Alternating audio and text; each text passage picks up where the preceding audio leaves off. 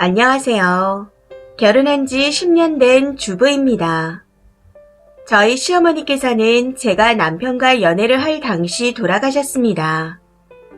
결혼을 전제로 사귀고 있을 때라 돌아가시기 전에 몇 번 뵀었고 볼 때마다 우리 며느리 왔어요 하며 살갑게 맞아주셨습니다. 남의 집 귀한 딸한테 함부로 말 놓는 게 아니라 하시며 말도 쉽게 안 놓던 분이셨고 당시 남친이었던 남편 몰래 저한테 용돈도 꼬박꼬박 지어주시던 분이셨습니다. 제 연락처를 가지고 계셨지만 제가 불편할까 싶어 작은 것 하나도 남편을 시켜서 전하셨고요. 물론 결혼을 하고 나면 달라지셨을 수도 있겠지만 저한테는 한없이 좋은 분이셨습니다. 그런데 그렇게 세상 좋은 어머님께서 저희가 결혼 날짜를 잡고 난 후 갑작스럽게 돌아가셨습니다. 저를 너무나도 아껴주시고 잘 대해주시던 어머님이셨기에 장례를 치르는 내내 저도 남편 옆에서 장례식장을 지켰었죠. 그 일로 인해 저희의 결혼식은 2년 뒤로 미뤄졌고 그 사이 어머니의 제사는 따로 안 모신다 들었습니다. 시부모님이 천주교라 미사를 지내고 있다고만 들었던 것 같아요. 그래서 결혼을 하고 난 후 어머님의 제사를 제가 모시고 있습니다. 제가 저희 집 외동딸이라 엄마 아빠가 돌아가시면 제 선에서 제사를 지낼 거라 생각하고 있었기에 시댁 식구들에게 어머님 제사도 제가 모시고 싶다 하고 얘기한 후 현재까지 지내고 있습니다. 물론 이건 제 욕심 때문에 지내는 제사이기에 제 자식들이 크고 결혼을 해도 저 혼자 지낼 생각입니다.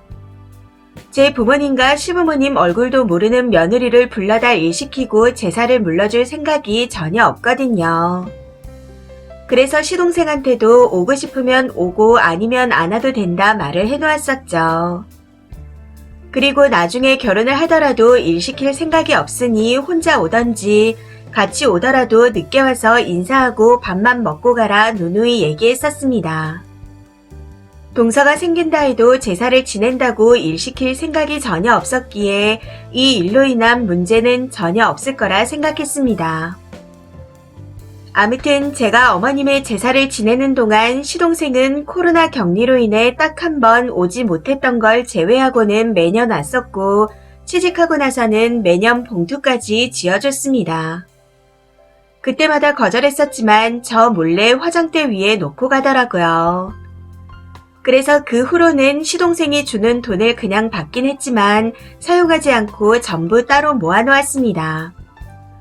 나중에 시동생에게 큰돈 들어갈 일이 있을 때 주려고요.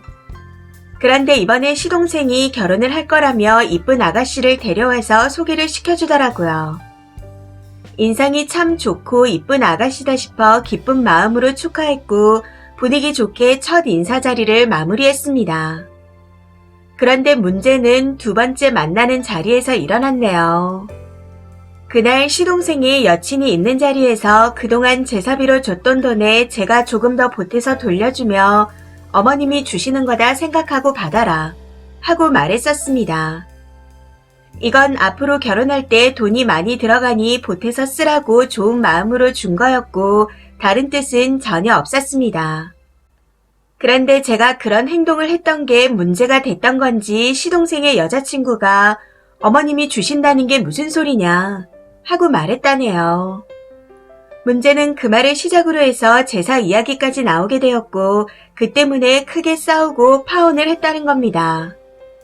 이걸 저한테 직접 얘기한 건 아니고 남편이 파혼 소식을 듣고 시동생을 데리고 가서 술을 마시며 물었더니 저런 말을 했다고 하더라고요. 시동생 여자친구분이 형님이 말은 그렇게 해도 내가 어떻게 빠지냐 하고 화를 내서 싸우다가 파혼하게 되었다는데 그 말을 듣고 나니 시동생에게 너무 미안하고 마음이 무겁습니다. 괜히 시동생 앞날을 회방 놓은 것 같은 느낌이 드네요. 이 상황에서 제가 어떻게 해야 될까요? 조언 부탁드립니다. 댓글입니다.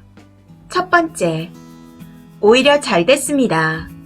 쓰니가 제사 모시는 건데 지가 왜 일어나지도 않은 일에 먼저 발작 버튼을 누른대요. 어머님과 쓰니가 합심해서 도른령 걸러주신 건데 파혼했다고 너무 마음 쓰지 마세요. 어차피 걔랑 결혼을 했어도 시동생이 행복하지는 않았을 겁니다. 그런 여자 가고 나면 더 좋은 여자가 올 거예요. 두 번째, 조상신이 도왔다라는 말은 이럴 때 하는 겁니다. 어머님이 둘째 아들 이상한 년과 결혼하는 걸 말리신 거네요. 제사든 미사든 예배든 자기 어머니를 추모하는 자리인데 아들이 가는 걸로 파혼까지 할 여자라면 결혼하면 안 될 여자예요. 세 번째, 제가 그 여자라도 파혼할 것 같은데요. 형님이 밑도 끝도 없이 어머님께서 주는 거라며 제사 비용 모은 돈을 주면 감사하다는 마음보단 부담스럽다는 마음이 더 크지 않을까요? 그리고 쓰니가 시동생에게 어머니 제사에 오지 않아도 된다곤 했지만 자발적으로 제사를 모시는 쓰니와 비교되는 건 말 안 해도 비디오죠. 제사에 참가하지 않으면 이상한 사람이 될 수 있는 본인의 상황에 대해서 생각해보지 않았을까 하는 생각이 듭니다. 이기적인 게 아니라 오히려 받은 만큼 해야 하는 걸 알기 때문에 파혼한 것 같아요. 차라리 그 돈을 시동생에게 몰래 주셨다면 제사에 대한 부담감이 덜했을 텐데 조금 아쉽습니다. 네 번째, 남친을 통해서 오려면 오고 오지 않아도 된다. 내가 하고 싶어서 혼자 하는 거다. 이런 상황을 다 들었을 텐데 거기다 돈까지 지어주고 진짜 허리네요. 돈 봉투는 되돌려 받았답니까? 덕분에 여자 걸렀네요. 시동생은 다행입니다.